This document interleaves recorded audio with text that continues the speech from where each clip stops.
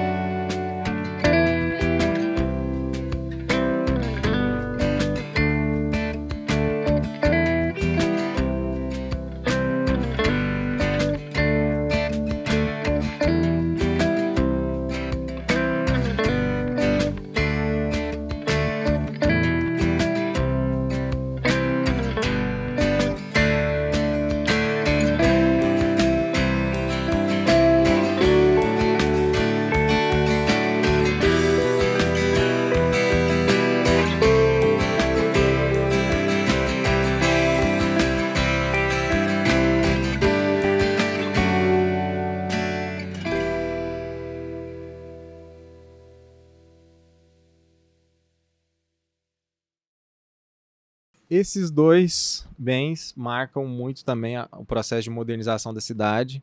E seguindo a linha cronológica aí, vamos começar pela estação, certo? Isso aí. Nós vamos falar sobre a estação ferroviária José Fernandes Valente, que fica no centro da cidade. Ela foi tombada pela mesma lei dos edifícios anteriores, do bloco anterior, junto com a cadeia, IML e o museu, então pela Lei 1824 de 91. A estação do centro, essa estação, é a mais famosa da cidade, mas ela não é a única estação tombada como patrimônio. A gente tem também a Estação General Curado, que fica no Daia, que é o Distrito Agroindustrial de Anápolis. Hoje ela está sem uso, a estação, e ela é utilizada muito frequentemente como cenário, né, para fotografias, audiovisual. E temos também a Estação Engenheiro Castilho, que fica em um terreno que abriga secretarias da administração municipal, no bairro Industrial Jundiaí. E hoje a edificação dessa estação, né, funciona como panificadora escola. Ali talvez muita gente até passa, igual a gente já comentou, em muitos com certeza. passa e nem percebe, passa né? E não sabe que é. Fica ali próximo ao galpão metálico, enfim. Você falou, né? No Jundiaí Industrial, ali, se olhar com atenção, tem uma plataforma, né? Foi também uma estação da ferrovia. Tem até um rolo compressor lá bem antigo, que muita gente acha que é pedaço de trem, muita gente fala que ali é trem, tem gente que observa e não percebe a distância, você não identifica que é um rolo compressor, mas de perto você vê claramente que que é o rolo compressor, mas a distância muita gente pensa que é algum pedaço ou parte de algum trem também. A estação ferroviária ela foi construída de 1933 a 35, né? E ela segue, como a maioria das edificações tombadas em Anápolis, o estilo Art Deco. Ela teve uma polêmica muito grande também, mas a gente vai entrar nisso aí depois. Vamos né? por parte, né? Com certeza eu acho que atualmente é o que, quando fala patrimônio em Anápolis, eu acho que todo mundo remete a esse espaço, né? Acho que a estação ela resume a visão que se tem de patrimônio histórico na cidade de Anápolis pelo seguinte. Basicamente, o ideário da cidade de Anápolis, ela se identifica como uma cidade progressista, uma cidade não progressista, uma cidade próxima ao progresso, né? Geralmente ela é um pouco mais conservadora, menos progressista, mas em termos de economia e tudo mais, ela é uma cidade que foi fundada sob essa égide aí da ideia de progresso. A modernidade E constante, o grande símbolo da modernidade, da modernização, pelo menos aqui em Anápolis inicialmente, foi a ferrovia. Ironicamente, alguns anos depois, ela se tornou também o símbolo do atraso, que já estava atrapalhando o trânsito, mas vamos chegar nesse ponto ainda.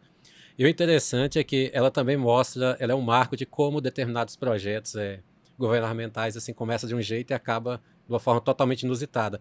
E foi, inclusive, algumas falhas do governo federal que propiciou que Anápolis se tornasse uma grande cidade naquela época. Porque já se discutia a ferrovia desde o século XIX. Quando foi feito o primeiro traçado, ainda na virada do século XIX para o século XX, a ideia era que ela entrasse por onde ela entrou, né? Araguari, né? Catalão e tudo mais, fosse até a cidade de Goiás, que na época era capital, e chegasse até o Araguaia. Então, Anápolis seria apenas uma passagem. O caso é que quando começaram a construir, a ferrovia só vai entrar no estado por volta de 1911, em Catalão. E aí demora, e só vai chegar em Anápolis oficialmente em 1935, 33, 35 começa a ser utilizado assim de fato.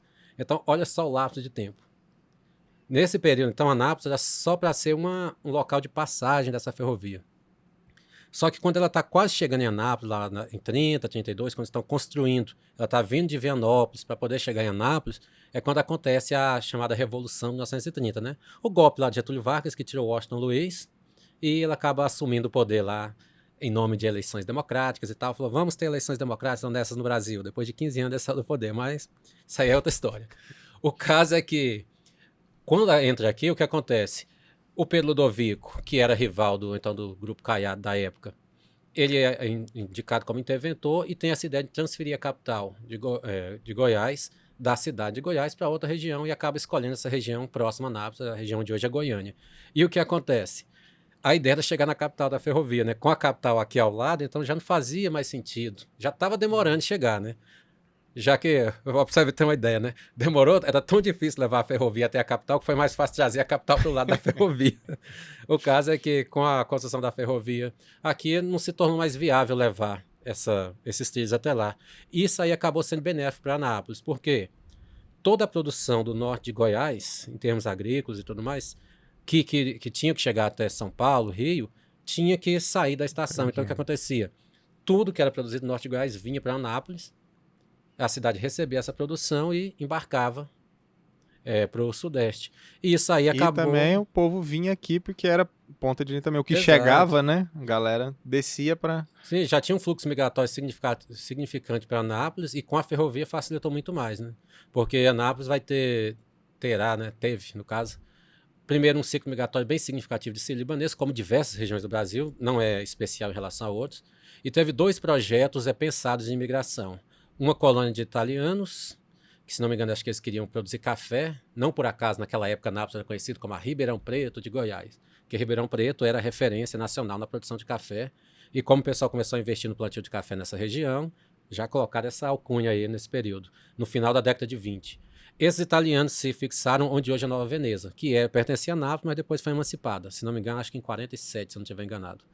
E também teve uma colônia pensada de japoneses, na região de hoje é Nerópolis, na época da Molândia, que era para plantar arroz, que não era uma região muito propícia, mas a região acabou se desenvolvendo, também pertencia a Nápoles e acabou sendo emancipada posteriormente.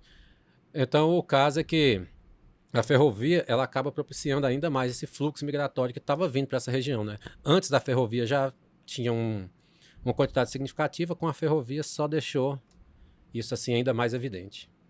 Esse fato de ser ponta de linha, né, que o pessoal fala, né, que acabou sendo, a ferrovia acabou aqui, isso intensificou o fluxo, né, de pessoa e de mercadoria. Exato. E isso foi decisivo para o crescimento, que você até comentou no outro vídeo, tão exponencial, né, de criar aumento da cidade, aumento da população. Não, E, exato, sem dúvida. consequentemente, é o que marca como o desenvolvimento econômico ali já sai daquela figura agrícola, né? E vai começar também com a questão de começo de uma industrialização, não é isso? Não, assim, ela muda totalmente a aparência urbana assim, da cidade. Para começar, há uma migração do que seria o centro da cidade, que começa próximo a Santana e com a construção da ferrovia, ela acaba é próximo, para nós hoje é próximo, mas naquela época vamos lembrar que a cidade era bem pequenininha, né? Então ela acaba mudando para aquela região da estação, justamente onde ficavam os galpões, onde hoje é 14 de julho, já tinha galpões lá de beneficiamento de arroz, essas coisas, e já ficava próximo, né? Perto da estação. Então tem uma característica interessante, poucas estações eram feitas totalmente dentro do centro da cidade, principalmente carregamento de mercadoria. Alguns historiadores apontam que talvez ela foi construída ali por influência do Aquiles de Pina, porque ele era o dono da maior parte dos galpões e ele que mexia com beneficiamento de arroz e tudo mais. Então já construíram lá para ficar mais fácil transportar daqueles locais, dos galpões, para a estação ferroviária. E também acaba mudando o fato de que, com a chegada da ferrovia, começou a ter uma preocupação maior com a aparência da cidade. Já existia antes, mas aí começa aquela ideia de que se a cidade vai modernizar, tudo tem que ser moderno. Então, começou a ter pressão para que os comerciantes melhorassem a fachada para que ela ficasse mais bonita, mais aparente, mais bacana para quem estivesse chegando na cidade. Urbanizando Mas mesmo. Nessa época, como não tinha muito esse pensamento de preservação, eu acredito que muita coisa se perdeu, Sim. né? Então, com isso. Mas também as casas da época, dependendo da casa, ainda estava começando, ainda era aquelas casas de esteio. Já tinha casas a partir de tijolo, mas era algo que estava iniciando. Uhum. Tipo, quem era pobre, por exemplo, quem não tinha dinheiro, não conseguia construir uns palacetes igual do Odorico lá do irmão do Aquiles de Pina, que foi demolido recentemente, que ficava próximo em frente ao hospital ali. Próximo ao hospital, em frente à Praça James Funston. Mas o caso é que uma das principais mudanças que teve foi a questão do cemitério da cidade, que até então ficava onde hoje é a Praça Americana do Brasil. E aí, foi para inaugurar a ferrovia ou foi depois que inaugurou que saiu o cemitério? Não, saiu antes. Eu acho que antes mesmo da ferrovia chegar já tinha começado o processo de translado. Mas vamos contar pro pessoal, né? Ali onde é Americano do Brasil. Assim. Durante a década de 20, ali era o cemitério da cidade. Acho que a partir de 10, 20, quando a cidade começou a se desenvolver, crescer, ali então se tornou o cemitério da cidade, que era o final da cidade ali também, né? Vamos lembrar que a Praça James Funston está lá próximo, lá, mas o centro era aquele cantinho ali. Então, aquela região de hoje, Americano do Brasil, estava nos limites do centro da cidade. Então, o cemitério era lá. E o que o pessoal pensou na época? Olha, o pessoal vai chegar aqui na cidade, vem de fora para realizar comércio, e o que ele vai ver? Um cemitério. Não pega bem. Então, quem pôde fazer o translado dos corpos, mudou para onde hoje é o cemitério de São Miguel. Os que não puderam, segundo conta as histórias, que não tem muitos registros escritos sobre isso, foram lá aterrados, né, mais ainda, e transformou aquilo numa praça. Interessante. Era para ali que ia, então, as procissões com a rede, né, na época. Sim, não, até no de São Miguel também. São Miguel ainda São Miguel. tinha. Nessa época onde hoje fica Americano do Brasil e tudo mais, ainda não se importava muito com essa da rede, não. Foi só depois que veio a ferrovia, onde a coisa começou a crescer. Também depois, né? Que aí começou a se importar. Até então o pessoal era comum. Caixão era uma coisa assim que, às vezes, nem quem tinha dinheiro usava. É como muda, né? Ou fazia manualmente, né? Ou o cara mesmo derrubava madeira e fazia o caixão para o sujeito. E um exemplo muito explícito de como muda o contato com outras culturas, né? Com população que está num outro processo, né? Civilizatório, digamos assim. Entra em contato e não, a gente tem que dar uma melhoradinha, né? Tem que embelezar, tem que fazer. E é aí que vai surgindo também os bens que a gente já comentou. A prefeitura mudou, né? Para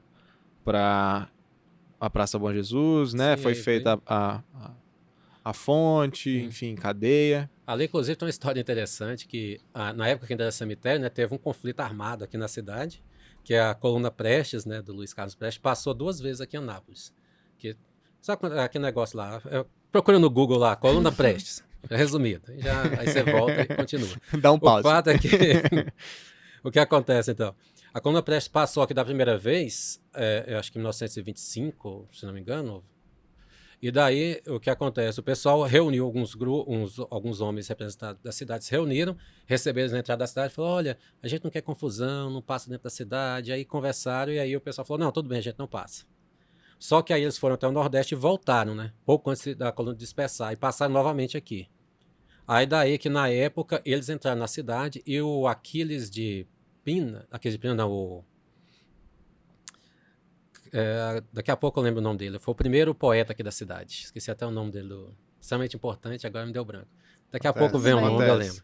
O que acontece? Ele foi até onde hoje é Vianópolis, na época tinha outro nome, acho que era Tavares, e aí lá tinha uma força do estado de São Paulo, uma força militar, que estava caçando a coluna Prestes. E aí ele falou, olha, eles estão lá em Anápolis. Chega aqui. Aí chegou aqui, começou um tiroteio dentro da cidade, e aí desse tiroteio, o pessoal sai de onde é o cemitério e vai até... Começou ali, onde era o cemitério. E eles vão fugindo, vão até onde hoje é o Morro da Capoava, e a partir do Morro da Capoava eles fogem.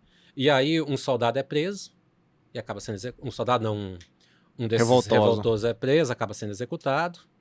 E dentro da cidade, por incrível que pareça, só teve uma baixa lá, que foi um senhor já de idade, que estava em visita na cidade, e naquele tiroteio ele se assusta e tem uma parada cardíaca. Gente. E infelizmente morre lá no quarto de pensão que ele estava, segundo conta a história, né? Se você quiser saber mais detalhes, procura HQ Santana das Antas, os Revoltosos, que você vai ver tudo isso colorido e em quadrinhos. Eu acho que é oportuno a gente divulgar esse projeto. Eu ia falar disso, né? Que essa história está na HQ. Exatamente, a gente tem um projeto que o José Fábio, nas nossas apresentações aqui foi meio sucinto, né? José Fábio é cineasta, é escritor, é um bocado de coisa. E ele é também escritor, premiado, tudo mais, mas a questão que a gente quer falar aqui é do projeto HQ Santana das Antas, em que o José Fábio é o roteirista, né, da HQ, juntamente com o Pedro Gomides como desenhista, Nilton Cardoso como colorista, e eu sou o produtor executivo. Tive a felicidade de contribuir nesse encontro dessa galera massa que eu admiro, e esse projeto está em vias de finalização, então dá um pause aí também, procura. Tem o site HQ Santana das Antas, tem o Instagram HQ Santana das Antas, que é também uma iniciativa de valorizar o nosso patrimônio, valorizar a história, a cultura local, fora de um ambiente rígido, né, de academia, com uma certa proximidade maior do cotidiano e de estímulo à literatura, enfim. É um projeto que eu sou apaixonado e que tem tem uma história que trata exclusivamente dessa ocasião. Arlindo Costa, lembrei o nome do sujeito, do poeta que foi lá e dedurou o pessoal que causou esse tiroteio dentro da cidade. Show. Então, e a estação é o símbolo mesmo do desenvolvimento econômico aqui em Anápolis, tanto que ela fez, né, ajudou a fazer de Anápolis o maior centro comercial de Goiás entre os anos 30 e 50. Essa informação está lá no jornal O Centenário, Polonial que escreveu. Não, mas realmente. Só depois a construção de Goiânia beneficiou por um lado, né, que a estação acabou parando por aqui, mas simultaneamente ela acaba se tornando depois uma concorrente comercial de Anápolis, né? Mas durante um período, Anápolis estava páreo a páreo com Goiânia. Em termos de produção mesmo, assim, comércio e tudo mais, era inigualável. Goiânia acaba se destacando inicialmente porque, por ser capital, ela acaba puxando para si boa parte dos investimentos, o que é natural, né? Uhum. Uma capital tem que fazer isso mesmo. Mas, e também eu também vejo até com certo exagero essa ideia de que Goiânia parou o crescimento de Anápolis. Eu não vejo muito dessa forma, não. Na verdade, são duas grandes cidades que estão próximas e cada um vai seguindo simultaneamente. O caso é que essa questão de investimento já vai a partir do interesse comercial, econômico, faz parte do que é o próprio mercado, do que é a própria economia, do que é o próprio mercado. Então. E eu acho legal a gente comentar, a gente já falou isso rapidamente, mas lembrar que nesse período, Anápolis era muito grande. Né? O território de Anápolis era muito grande. E aí a gente está pensando tudo que acontecia nesse território, né? Tudo que envolvia de comércio, produtos agrícolas e tudo que acontecia desembocava aqui com o fluxo que aumentou da ferrovia. Você já comentou, por exemplo, os imigrantes mais italianos, por onde é Nova Veneza agora, né? Isso. Nerópolis, era Anápolis, enfim, eram Ouro muitas Verde, cidades que aqui... Gameleira. Gameleira, atual Campo Limpo.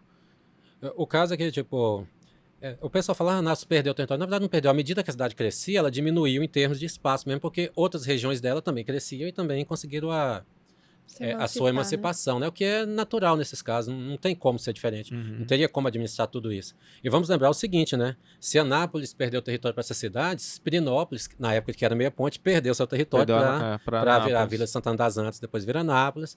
E Goiás também arrancou o território de São Vicente, que depois é São Paulo. Ou seja, tudo isso eram regiões vastíssimas. Vamos pensar que São Paulo, a região de São Vicente, né, chamada São Vicente, que hoje é o estado de São Paulo, todo esse território, que hoje é Goiás, Mato Grosso do Sul e parte do Paraná e um pedaço significativo de Minas, tudo isso era São Paulo. Então, à medida que esses locais foram se desenvolvendo, era impossível administrar de um único ponto. Então, à medida que uma cidade cresce, que vai se tornando complexo, uma cidade, um estado, é necessário esse tipo de divisão. A divisão não vem por interesse, vem por uma necessidade, e foi o que aconteceu aqui em Anápolis. Show. Outra coisa que eu acho que é bacana a gente indicar, que também com esse aumento de imigração, né, que trouxe junto com a ferrovia, eu acho que é aí que nasce o que você até fala muito, o que é tradição em Anápolis, né? A quantidade de diversidade que vai acontecendo, a modernidade, a industrialização, isso vai passando a ser a regra desse lugar, né? Isso. É o que é até interessante pensar patrimônio histórico numa cidade em que a ideia de mudança, ela basicamente construiu a forma como se pensa a história. Porque se você pega a história de Anápolis, lógico, não só Anápolis, diversas cidades fazem isso, mas vamos pensar especificamente aqui o caso à parte de Anápolis. Ela é uma cidade que ela vai se desenvolver a partir dessa ideia de que tem que ir crescendo, tem que ir trazendo cada vez mais coisas. Tanto que você pensa a longo prazo a história da cidade, você pensa, o primeiro grande marco de desenvolvimento da cidade é a chegada da ferrovia. Depois vem a construção de Brasília, que vai trazer mais gente para essa região e que Anápolis vai ajudar a construir Brasília. Inclusive, Brasília provavelmente é a filha com mais mães que existe, né? Porque Planaltina de Goiás se considera mãe de Brasília. Jataí, porque foi lá que teve uma fala de Juscelino Kubitschek, que lá anunciou que se fosse eleito ele ia transferir a capital para o interior, se considera mãe de Brasília. Anápolis, durante um período, se considerava mãe de Brasília. Ou seja, é mais mãe do que a filha em si, porque todas as cidades do entorno acabaram auxiliando nessa construção, né? E se beneficiando também com isso. E depois com a construção de ferrovias, com isso veio a Belém-Brasília, que acabou ajudando assim, muito a ter outras formas, vias de acesso de outras partes do país aqui para a cidade, depois com a base aérea, depois com o DAI, ou seja, tudo na construção da história da cidade é aquela ideia de coisas que acumulam para a cidade crescer e se tornar cada vez maior. E tudo tem a ver com mudança. Então, é difícil no local onde a mudança e o progresso é o que dita o pensamento histórico, você pensar em conservar coisas, já que a própria tradição sempre o novo, né? Se fixa nessa ideia do...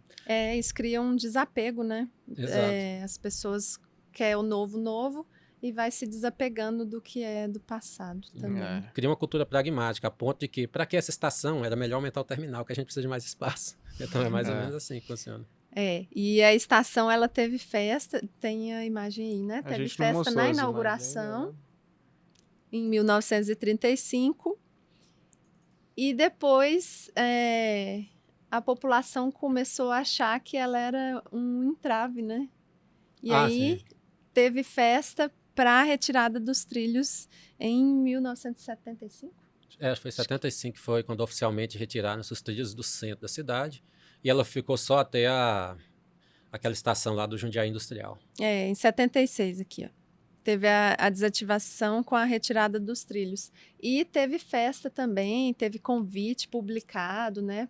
Chamando a população para mais esse momento de progresso. Isso aí é curioso, porque tem uma foto do Jamel Cecílio, que era então prefeito da época, né, que era indicado, né, era regime militar, então o prefeito era indicado, porque era área de segurança nacional, porque tinha base aérea. Então não se elegia prefeito, era totalmente indicado. Aí tem uma foto dele com com a alavanca lá, arrancando dos trilhos, que é aquela foto clássica, né? Segura, tirou a foto e tudo bem. Simbólico. E o interessante é que, nessa época, quando foi retirado, essa estação já não era nem usada mais para desembarque de pessoas, né? Porque quando foi inaugurada aquela estação que fica lá no atual Jundiaí Industrial, então as pessoas que chegavam na cidade, já estava maior, o Jundiaí já existia, então para facilitar as coisas, as pessoas desembarcavam naquela estação e as mercadorias que tinham que ser desembarcadas aí ou reembarcadas, dependendo da necessidade. Era Então lá, eles parou. mudaram um pouquinho, tinha aquela estação para desembarque de pessoas e essa aqui para embarque de mercadorias e assim vai. Inclusive o apelo foi tanto na época para retirar dos trilhos, porque a desculpa que se usava era a seguinte: olha, o trem atrapalha o trânsito. Ele passava, tipo, nem uma vez por dia. Tipo, ele vinha uma vez por semana. Não era nem diário o trem que vinha aqui, então como que atrapalharia o trânsito? Mas acabou se tornando uma desculpa, dizia, tá causando muitos acidentes. Mas, tipo, tem pouquíssimos registros de acidente, assim, de que um trem causou algo, assim, tão grave. E aí chegou a um ponto lá que tem uma época que eles dinamitaram um pedaço, acho que... Não sei se é onde hoje a Xavier de Almeida, eu sei que teve alguém que meteu uma dinamite lá e explodiu um pedaço do trilho. Como Só pra, tipo, atentado mesmo. E aí chegou aquele ponto que o pessoal então resolveu desativar. Perceberam que já tinha mudado também um pouco da forma como se pensava o transporte, que com a construção de Brasília, começou a se pensar também aquela ideia americana de transporte, lá que estava nos Estados Unidos, lá norte-americana, ou Estados Unidos. A escolha do... Que era o uso de rodovias. Automóvel. Então o pessoal começou então a pensar que a rodovia era algo mais viável que a ferrovia. Hoje a coisa já mudou, né? Já está vendo que ferrovia já é mais barato. Mas naquela época a rodovia era assim o charme da época. Não por acaso... Foi a escolha, né? O Kubitschek fez uma primeira fábrica de automóveis aqui da Volkswagen, do Fusca e tudo mais. Depois veio a Brasília, né? Os carros. Então a rodovia substitui a ferrovia em termos assim de vias de transporte de mercadorias. E aí o pessoal, lógico, queria entrar na vibe do progresso, tirou os trilhos do centro da cidade e a estação ficou lá.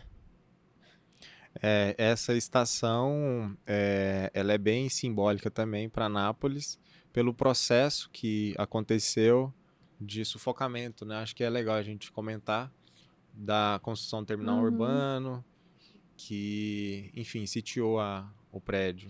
Com o tempo, né, depois que foi desativada, foi construído o terminal urbano próximo a ela. Ele tinha só uma parte e a cidade foi se adensando e foi sufocando a estação.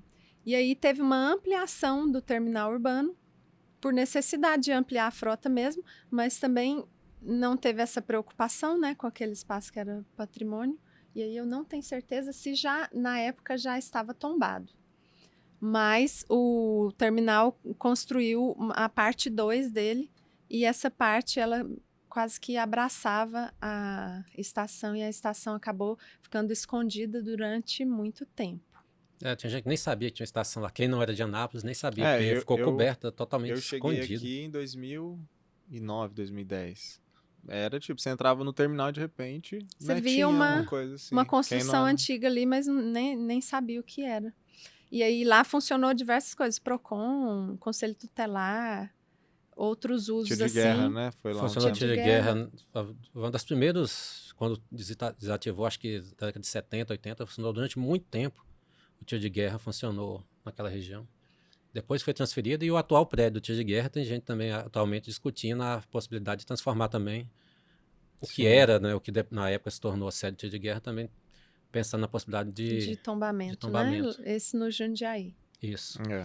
E aí, por uma iniciativa popular, né, de uma pessoa em específico, mas depois isso se tornou, né, mas também com receio de outros, né, os empresários não tinham interesse nisso, né, a empresa do transporte na época, e aí tem uma questão política também que envolvia, mas enfim, começou uma luta para que libertassem né, a estação ferroviária para que ela pudesse dessem acesso, que ela pudesse ser acessada, para que ela pudesse ser vista na paisagem da cidade e para que ela se tornasse, tivesse um uso cultural também, né?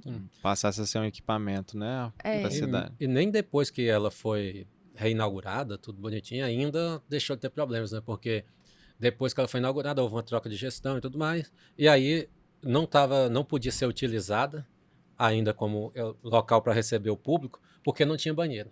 Sim. Aí o pessoal, Sim. tem que construir um banheiro. Sem banheiro não tem como você utilizar, porque era uma norma mesmo, assim. Não sei se sanitário, não sei de onde vem essa norma. Bombeiro, que algum aí- alvará. Só que aí surge um problema. Existe aquela questão que você não pode modificar o espaço, então você não pode construir também muito perto. Aí rolou o paradoxo da coisa, porque não existia espaço suficiente para construir o banheiro. A quantidade de espaço assim, para construir um banheiro assim, que a lei pedia, a distância que a lei pedia, ficava praticamente dentro do território que já era o terminal urbano.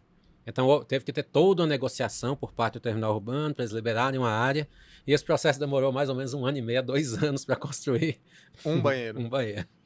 E o processo de liberação da estação, né, pelo terminal também, eu acho que durou alguns anos. Ministério Público, foi um processo judicial mesmo, até que a empresa de transportes foi obrigada a desmanchar a parte 2 dela para que isso pudesse acontecer. E aí a estação foi restaurada, né? E aí depois veio esse problema que como se usa um local público que não tem nem banheiro para receber, né? Lembrando que foi a antiga empresa de ônibus, não essa atual. Eu sei que as duas têm um Sim. serviço bem mais ou menos, então a gente confunde, mas a gente está falando da antiga empresa, não estávamos dessa que tá aí falando da agora. TCA, né? E eu acho que isso é um exemplo muito forte também da complexidade que é tratar o patrimônio. É tudo que a gente está falando até agora, né? Mas ele materializa, porque conflito de interesse, especulação financeira, né, imobiliária, tudo num pacote só. A gente teve, a gente pode falar, né? O Jairo teve um papel decisivo nessa luta, né? Por esse processo todo. Ele que puxou, né, ele esse que movimento. puxou esse movimento, teve abaixo-assinado, Ministério Público, bateu de frente com muitos interesses, e isso mostra esse lado também do debate sobre patrimônio, né? Durante muitos bens, muitos edifícios estão em locais de imensa especulação imobiliária, né? Isso. Imóveis, né, de muito valor o que a gente comentou, econômico. por exemplo, existe essa... a gente escutou esse interesse, né, essa consideração sobre o que hoje é o tiro de guerra lá no bairro Jundiaí, você pensar esse processo na área, né, que é o bairro Jundiaí atualmente para Anápolis. Uma área nobre Uma da área cidade, nobre. né? Então, Metro quadrado caríssimo. E estamos falando de prédios públicos, que geralmente é até mais difícil, mas é mais fácil. Quando são prédios privados, a coisa é pior. Por quê? Se você fala na possibilidade de transformar um determinado local num patrimônio histórico, então você não pode mais modificar aquilo. Então aconteceu o caso aqui na cidade de que alguém assim, tipo, falava, tal local poderia ser um patrimônio histórico, em que a família simplesmente demoliu o local, deixou só o lote, porque era mais viável ele vender o lote do que transformar aquilo, porque existe essa questão de que se o ambiente é privado, se o local é privado, e o sujeito não tem interesse, ele vai arcar com as despesas, o Estado vai arcar com as despesas de manter aquele local. Então, quando no caso de espaços públicos é até mais tranquilo. Entra na justiça e tal, o prédio continua lá, mas no caso de bens privados, aí a história diferente. é muito bem diferente. mais complicado, realmente. Nem compensa entrar nesse mérito, senão a gente... E aí a gente cai no que a gente falou no primeiro vídeo, né?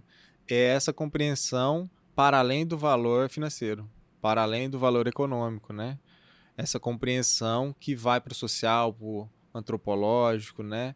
E perceber que talvez à primeira vista, no primeiro olhar, não seja financeiramente vantajoso, mas é extremamente importante para uma comunidade, né? Para uma manifestação, né? Então, o patrimônio também ocupa esse lugar de conflito muito grande, né? Total. Amanhã, quando o Arnaldo vir aqui, amanhã na entrevista do Arnaldo, é só perguntar para ele o caso do Centro de Tradições Caipiras de Joanápolis, o que aconteceu, que era uma área cedida por um particular, que aí o então responsável pelo local, que o Arnaldo foi um dos caras que ajudou a construir, o então responsável pelo local não estava fazendo nenhum uso público dela, e o proprietário falou, Isso se não está aconteceu fazendo na pandemia, uso, né? Isso, se não estão fazendo uso, eu quero o terreno de volta. Foi lá e demoliu o local que a comunidade tinha juntado grana para poder construir. Então, são casos e casos, né? Aí a gente vê a importância de instrumentos legais, né? Institutos, conselhos, para educar e para também Fiscalizar, né? fiscalizar, né? Acho que a gente poderia falar mais alguma coisa sobre a estação. Atualmente lá é um equipamento cultural da cidade, Exato. né? Não tem um museu acontecendo, mas é cheio de exposições, né? O Jairo também que coordena lá. Uhum. Apresentações teatrais, enfim. Vamos comentar um pouco desse uso atual de lá. Atualmente, sim, não tem um uso definido ainda, mas tem-se a intenção de implantar o Museu dos Ferroviários lá, né? Mas ainda está na ideia. E hoje, sim, as iniciativas da sociedade, quando é alguma coisa, uma apresentação, algum evento, lá é um espaço que está sempre disponível para ser, né? para ser utilizado dessa forma. E a gente tem visto muitos eventos acontecendo lá mesmo, né? A população se apropriou realmente já da estação, da maneira como ela está hoje, para utilizar ela para a vida cultural em Anápolis. Tem eventos, peças teatrais. Inclusive, a 3ª edição da Feira Literária Anapolina foi realizada lá, que a próxima vai acontecer online, mas na época a 3ª foi realizada naquele espaço, até durante um período de reforma. Teve que Finalzinho, né? Teve que fazer um monte de adaptação. Inclusive, até nessa fase que a gente comentou do banheiro, que não estava pronto, teve que fazer um monte de adaptações, mas é um espaço, assim, bem interessante para receber diversas, assim, formas de expressões artísticas e tudo mais. De preferência até nos finais de semana, porque durante a semana, dependendo do horário, o barulho do trânsito é muito alto. Mas é um local assim que está sendo bem utilizado e muitas iniciativas nem parte da própria administração, né? Sim. Parte de pessoas de fora que querem utilizar Sociedade o espaço civil. E a administração entra em parceria. Sim. Show de bola. Sobre estação, a gente termina aqui, fala mais um pouco. Daria para a gente falar muita coisa, porque tem vários temas também. Se a gente pegar a estação que está lá no DAIA, né? A questão do abandono, tem a questão dessa que está que fica ali no Jundiaí Industrial, que integra todo um processo grande do Ministério Público e o município. Essa, inclusive, foi uma determinação do IPHAN, o tombamento dela. Né? Acho que a gente poderia comentar, Andresa, a questão dos ferroviários, né? O IPHAN tem uma instrução muito clara, né? Para tudo que é ferrovia. É porque tudo que é da ferrovia, que é referente à ferrovia, automaticamente vira patrimônio, né? E é patrimônio da União. Então, o IPHAN tem a missão de cuidar também desse patrimônio, né? Do ferroviário, sim. E aí tem a lei, eu não me lembro agora, posso trazer depois, que fala sobre isso, que determina que o IPHAN é responsável. Então. E aí, por isso também, o IPHAN, às vezes, mesmo sendo no local, né, ambiente local, que é na cidade, no município, ele também interfere. Nesse caso, foi o IPHAN que determinou que se tombasse. Ele sugeriu ainda que definisse um novo uso, né, cultural, né, um uso cultural, inclusive para o galpão, que hoje funciona, também, que hoje funciona as secretarias, eu acho que a de meio ambiente é secretaria de obras também, apontando aquele galpão como um dos raros exemplares de galpão metálico acho que de Goiás mesmo, né? Isso, ou do Centro-Oeste mesmo. Restou ao tempo, sobreviveu ao tempo. Ele era um depósito, né? Ele não fazia parte da estação em si, era como um depósito. Mas, e aí o IPHAN, nessas determinações, ele sugeria que o espaço também fosse utilizado para as artes também e para a cultura. Caminhasse para o tombamento. E aí, sim, até o momento que o município fez foi tombar a estação. O galpão. E o galpão ficou fora desse tombamento, né? Continua com o uso que era anterior. A estação continua com o uso que já estava, né? Que era de panificadora e escola, que é um uso importante, né? Social. Não é exatamente a determinação do IPHAN, mas... E uma proposta de um parque onde linear, passava, né? Onde passava a linha do trem. Mas, assim, esse também está só na ideia ainda. O que foi feito mesmo foi o tombamento da estação. Nas nossas pesquisas, né, rápidas para o projeto, a gente não sabe há quanto anda, né, esse processo no Ministério Público. Teve um termo de ajuste de conduta, mas segue, Se alguém souber, compartilhe aí nos comentários. Não, está em andamento. E a ideia do parque linear ela é muito complicada, justamente porque boa parte do local onde passava a ferrovia hoje já está quase que ocupada Construído, por toda uma malha urbana, porque uma vez retirando os trilhos, não havia mais aquela proibição de você não ocupar a área. Então, se você pegar todo aquele pedaço que vinha do Daia até onde é a estação lá do Jundiaí Industrial, você não encontra praticamente sem mais. E é fácil pontos, né? você ver como a malha urbana foi construída num lance de apropriação mesmo, né? Você pega ali do lado, o pessoal chama de faiana ali também, né? Aham. Isso, Você vai a gente vendo como fala. vai fazendo uma curva assim diferente, os lotes vão ficando meio espremidos, Sim, né? ele tem Ali também era uma questão trilho, né? de invasão de terreno também, né? E o que eu queria comentar também é o lance de como a ferrovia é importantíssimo para a história nacional, né? A ponto do Instituto Sim. destinar como importantíssimo e fazer as instruções quase que automático, se está falando de ferrovia. Foi o que contribuiu, né, para interiorização, enfim, tudo que a gente vive de adensamentos e tal, O tá ligado desenvolvimento do interior. com a ferrovia. Certo? Então, sobre a estação ferroviária é isso. Vamos falar de um bem que está diretamente ligado, né, Zé Fábio, Andresa, com esse processo de modernização que é, né, o mercado municipal. Isso aí. O Mercado Municipal Carlos de Pina, ele foi tombado pela Lei 25 de 1984 e ele foi um dos bens que teve uma lei só para ele, né? Vários outros bens foram tombados em conjunto, embora não estivessem próximos um do outro, e o Mercado Municipal teve a sua lei exclusiva. É interessante que ele é apontado como o primeiro patrimônio histórico tombado aqui da cidade. Só que tem uma lei um projeto de lei de 1978 que previa o tombamento da estação ferroviária também. Eu não sei até que ponto, porque eu encontrei esse documento nos arquivos da Câmara Municipal, que o projeto tinha sido aprovado na Câmara e encaminhado ao Poder Público. Aí eu não sei se esse projeto chegou a ser sancionado ou se foi sancionado e caiu no esquecimento. Uhum. Mas existe um documento na Câmara lá de 1968, um projeto de lei, que já previa o tombamento da estação ferroviária já desde aquela época, que estava aproveitando o embalo, né?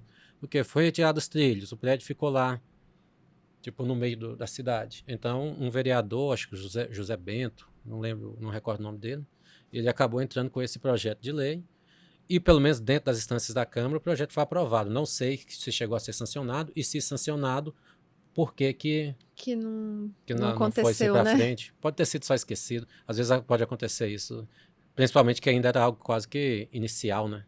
Inicial, né? Ali a gente tá falando. Talvez até O foi a IFAM mesma época do já museu. tinha mudado de nome várias vezes, mas né, bem lá atrás mesmo. Em Né? 1978 já existiu, foi na mesma época que o museu foi instalado. Então veja que a década de 70 começa a ter uma preocupação em conservar determinados elementos da história do município. Inclusive, o primeiro trabalho acadêmico na área de história sobre Anápolis foi escrito nesse período, acho que em 1974, eu tenho até ele aqui, que foi um artigo que foi apresentado na AMPU, né, a AMPU é tipo a Associação de Historiadores do Brasil, ele faz um congresso anualmente ou a cada 2 anos, e foi apresentado um artigo pela Maria de Souza França, que ela tem uma referência nacional, aqui tem até o original, está até todo comido por traços. Tem até um mapa aqui, tem um mapa do crescimento da malha urbana da cidade inteirinho. E aí esse aqui foi o primeiro trabalho assim, na área de história, apresentado em 1973, em Belo Horizonte, de 2 a 8 de setembro de 1973, e publicado em 74. Então, o primeiro trabalho, assim, em termos formais, acadêmicos, feito sobre a história do município. Então, começou, já nesse período, estava começando a ter uma preocupação maior sobre como que se ia contar, escrever a história do município, e a gente vê, tanto na ideia da construção do museu, nessa primeira tentativa de se ter um patrimônio histórico na cidade, e também nessa iniciativa de escrever um artigo acadêmico e apresentar no maior encontro de historiadores que se tem no país. Legal. E o mercado ele foi construído de uma demanda que já existia, né? Que eram dos hortifrutigranjeiros da cidade, que eles faziam tipo uma feirinha lá nos arredores, Só que eles não tinham estrutura nenhuma. Então, assim, foi uma demanda da sociedade mesmo. E por isso eles construíram o mercado municipal. 1951. Isso. E aí o edifício passou por uma pequena reforma em 2004, só na cobertura e pintura da fachada, não teve alteração estrutural, e nessa época foi acrescentada também uma fonte, logo na entrada, na calçada. Chafariz. Uma fontezinha lá, na fachada da rua General Joaquim Inácio. O mercado, ele pega a quadra inteira, então, assim, ele atravessa a quadra, né? Então, ele pega até a outra rua, tem o fundo dele, que também tem uma entrada lá, mas essa aí é a entrada principal. Se fosse hoje, eu ia chamar de galeria, não de mercado. Não de porque mercado, atravessa, mas é tudo que ela atravessa, né? É tipo uma galeria mesmo. E também nessa intervenção, aumentou-se o pé direito, né? Que é a altura, para quem não sabe, pé direito é a altura entre o piso e o teto. Ele foi aumentado para dar uma sensação de salubridade no local, porque antes era mais baixinho, então ficava mais aquecido, né, o interior. E também um exemplo desse processo de organizar o espaço urbano, né? A galera saía vendendo as frutas de casa em casa, né? Também. Ou montava uma feira. Ou montava a feira. Então ali vem nessa demanda também de organizar, né? Então, assim, e se pensar que a cidade estava crescendo, veja que esse negócio fica bem no centro da cidade mesmo. Seria praticamente impossível você pensar que se fosse uma feira igual essas feiras que se organizam em bairros, onde todo mundo leva sua banca, seria praticamente impossível você pensar que esse espaço ficaria vago por muito tempo. Então, a construção do espaço do mercado foi justamente uma iniciativa de manter um espaço no qual esse tipo de comércio pudesse ser realizado. E até hoje ele continua ativo. Algumas das pessoas que têm bancas hoje lá no mercado são parentes dos primeiros que tiveram banca, assim, vai passando de geração em geração. Sim. Ainda tem muito da tradição, assim, bem clássica de algumas mercadorias, são mercadorias, assim, similares ao que se vendia na época, tipo fumo de rolo, canivete, coisas assim que atualmente não são muito usuais, mas você encontra muito disso dentro daquele mercado. Produtos rurais, né? Exato, também. É muito interessante lá. Ali, sim, você vê uma mistura dessa ideia de tradição e dessa ideia de modernização. Porque ali você encontra tudo quanto é tipo de produto. Sim. De peixe fresco a, sei lá, o novo brinquedo do momento que você quiser comprar. A parte de fora, muita confecção também, né? Isso. Coisa de confecção, Tem vestuário. Açougue, né? Tem uma parte lá que é cheia de açougue. Isso, não, tem... Tem uma coisa interessante que na época, né, para a construção, através dessa demanda do pessoal que fazia suas banquinhas, foi aberta uma concorrência pública para a construção do mercado, com a exigência de que o mesmo fosse na área central mesmo. Então, assim, a ideia era que ele fosse bem centralizado. E ali, bem próximo da estação ferroviária. Só que não teve interessados em explorar os serviços nessa concorrência. E aí a prefeitura desapropriou essa área aí, que vai da Rua 14 de Julho até a General Joaquim Inácio, e iniciou a construção do mercado. E ele foi inaugurado no Natal de 1951. Isso aí é um proto-shopping center que funciona no mesmo tipo de estrutura, diversos tipos de produto vendido em um único local. E na época, assim, foi um boom, né? Ele passou a ser um local de grande atração. E ele chegou a atrair 10 mil pessoas diariamente.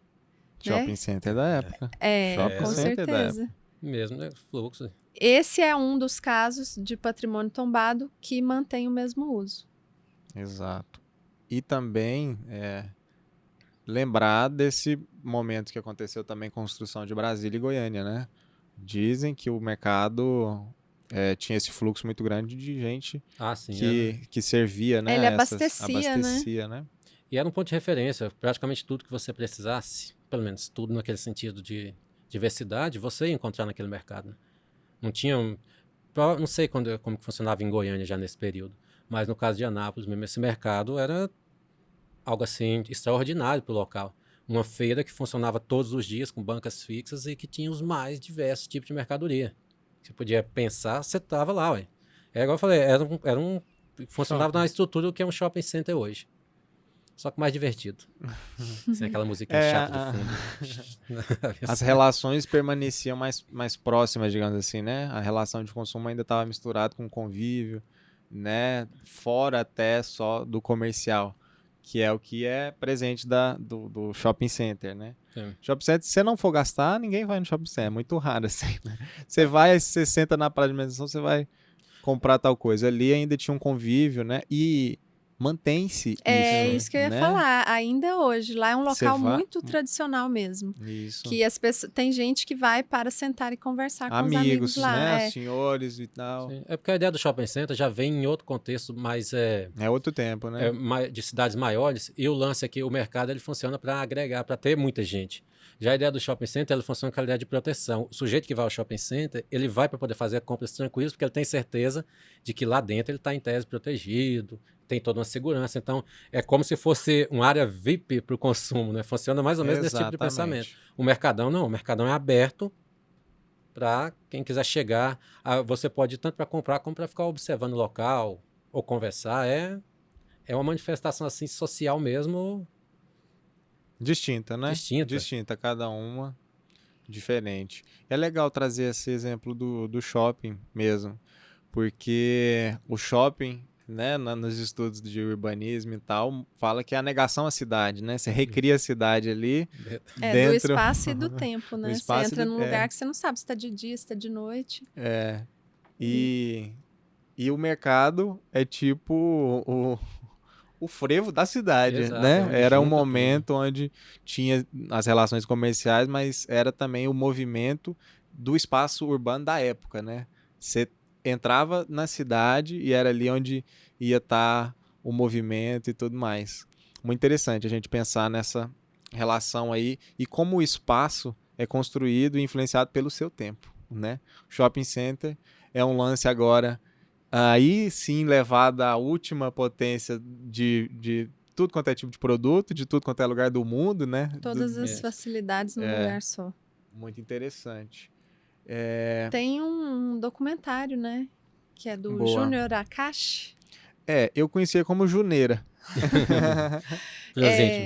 Tem um documentário sobre o mercado municipal, que é muito interessante. Sim. É um curta, né? Um documentário curtinho. Recebeu Mas uma é menção no Festival, Festival de Cinema, de não lembro Anápolis. qual, mas recebeu. Chama? Eu não- Supermercado. Supermercado. Só jogar no YouTube, ele tá lá. Supermercado, Mercado Municipal Anápolis. E ele traz esse retrato das relações sociais, né? Você vê ali o bate-papo do pessoal, a nostalgia de quem vive ali também, né? De falar como que foi que surgiu. Não, outro tipo de comércio, que não é comércio, existe o preço fixo, mas não necessariamente. Porque nesse período ainda tinha muito aquela ideia da pinchincha Negociação. e tal. Negociando. Negociação, que era algo assim que não era tipo do Brasil, mas que é até uma tradição europeia, né? Que ainda em alguns mercados europeus, tipo em Portugal, por exemplo, tem algumas feiras que se você... quanto que é esse livro? Vai, R$10. Então eu vou levar. O sujeito não te vende. Porque é obrigatório ter a pinchincha em alguns mercados tradicionais. Você tem que dar uma contraproposta para chegar num preço em comum. Olha só, Coisa né? Um hábito. Mas dali. a gente pegou muito esse hábito, eu acho. De pechincha, né? Tem desconto. Bem, eu acho que é isso, né? Aqui nesse bloco eu acho legal também a gente destacar como o poder econômico, como a questão do financeiro, ela é central também para a definição do que é patrimônio, né? E a ferrovia é um ícone que mostra como a cidade dali se modernizou, como a presença dos imigrantes construiu essa identidade de cidade de comércio, né? Sírio-libanês, enfim, todos os produtos agrícolas que foram surgindo. E a partir daí vem essa questão de vamos construir um desenho urbano mais organizado, vamos fazer isso. E como isso deu para essa localidade, para essa cidade, esses equipamentos que a gente foi falando até agora, né? Sim. Então, o patrimônio, inevitavelmente, até muito pouco tempo, estava ligado exclusivamente ao que estava ligado ao que é economicamente importante, né? Ao que está associado a grupos de poder. E o que vai ser construído e que deve ser contado, né? Eu acho que eu vejo muito essa relação e esses bens que a gente foi falando até agora demonstram isso. Não sei. A gente pode ver que, ironicamente, Anápolis foi uma cidade fundada numa tradição religiosa. Inicialmente a católica, atualmente muito forte no meio protestante e tudo mais, mas, ironicamente, ela é, por si só, comercial, tanto que você não tem nenhum patrimônio histórico religioso, assim. Fora o Colégio Couto Magalhães, que é ligado à iniciativa lá protestante e tal, mas com essa exceção, tipo, você não tem igrejas tombadas, principalmente que as igrejas foram modernizadas e trocaram muita coisa do que elas foram originalmente. A Bom Jesus inicial é totalmente diferente do que é hoje. A Santana, totalmente. Aí, então, em relação à igreja, o pessoal reforma mesmo sem dó aqui na região. Mas é irônico que, tipo, é fundado em termos religiosos, lógico, mais recente, né? Não naquela época da tradição do ouro, mas os patrimônios históricos, grande maioria, estão ligadas a essa questão econômica ou política, né? Sim. Muito legal. Teria mais algum ponto para a gente falar sobre o mercado municipal? Eu acho que eu vou lá agora. Estamos falando tanto que relembrei. Vale demais, vale demais. Façam uma visita, né? Isso. Então é isso, fica o convite para ir mesmo no mercado municipal, viver aquele espaço, ter uma experiência, né? Vai lá tomar um açaí, comprar uma rapadura, enfim, lá tem de tudo. Indicamos, igual a Andresa falou, o curta-metragem Supermercado, que também dá para experimentar, perceber esse espaço. E agora, então, encerramos esse bloco, a gente falou do patrimônio, desenvolvimento econômico, falando das estações tombadas e também do mercado municipal. Continue com a gente. No próximo vídeo a gente vai falar sobre patrimônio vivo. É nóis!